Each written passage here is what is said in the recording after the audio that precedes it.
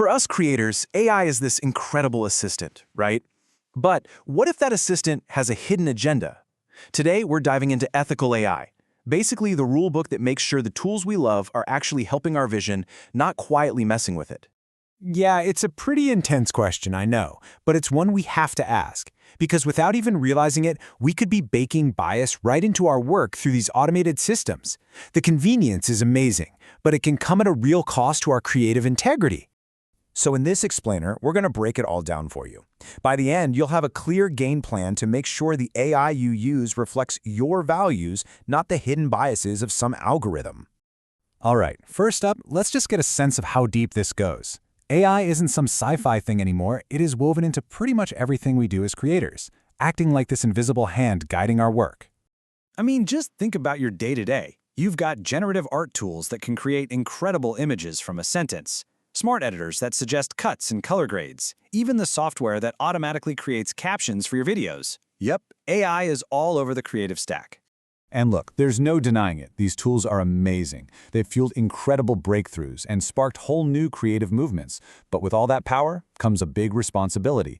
We're all kind of walking this ethical tightrope where AI influences what we make, how we make it, and maybe most importantly, who gets seen and represented in our work. Which brings us to the real million-dollar question here. Because if we're not paying attention to what's shaping our tools, can we really say we're in control of what we create? Okay, so let's pop the hood and really look at what's going on inside these tools.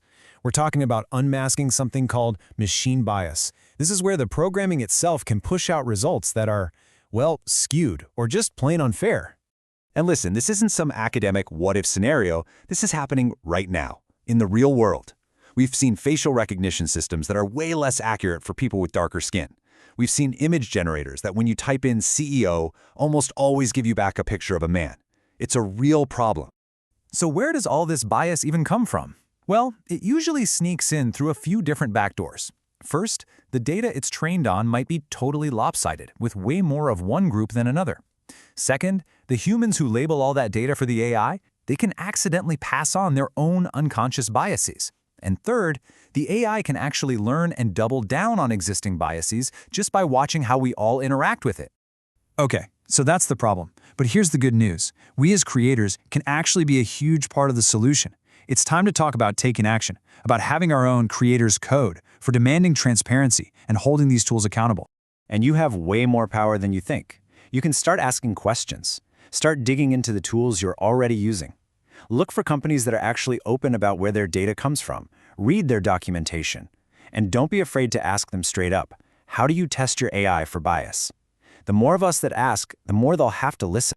There is this really important idea bubbling up called Explainable AI, or XAI for short, and it's a total game changer. The idea is that an AI shouldn't just give you an answer. It should be able to explain why it gave you that answer. For us creators, that means moving from just blindly trusting an AI's output to actually understanding its logic. All right, so demanding transparency is one piece of the puzzle. But we can also get our hands dirty and take direct control over our work. This is all about actively pushing back against bias right when we're creating. This is where you can really see the power you have. Look at this. A simple generic prompt like a portrait of a CEO will probably spit out a stereotype. But a specific, inclusive prompt, one that asks for a female CEO from an underrepresented community, now that's how we start directing the tool, instead of letting it direct us. And this goes way beyond just writing better prompts. You can build a whole toolkit of techniques, things like feeding the AI your own diverse sets of reference images, or manually overriding the defaults when they feel biased. And the biggest one, always use your own critical thinking. Don't just accept what the AI gives you. You're still the artist. Okay, let's zoom out for a second. Because when we all start doing this stuff, it's not just about making our own work better.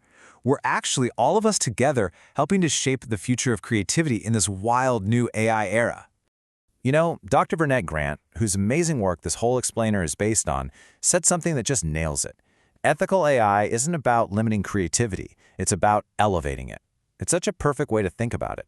This isn't about rules and restrictions. It's about being more intentional, more thoughtful, and making our work even more powerful. Because at the end of the day, when we start building these kinds of workflows, our stuff just gets better. It connects with more people, it feels more authentic, and it's more aligned with the stories we actually want to tell. So really, the big takeaway here is about a shift in how we see ourselves. We have to stop thinking of ourselves as just users of these tools. We are active participants. Our choices, the prompts we write, the questions we ask, we are all shaping what AI becomes. And that really leaves us all with the choice, doesn't it? These tools are here to stay, and they're only getting more powerful. The question is, are we just going to consume what they give us, or are we going to actively shape them into what we need them to be?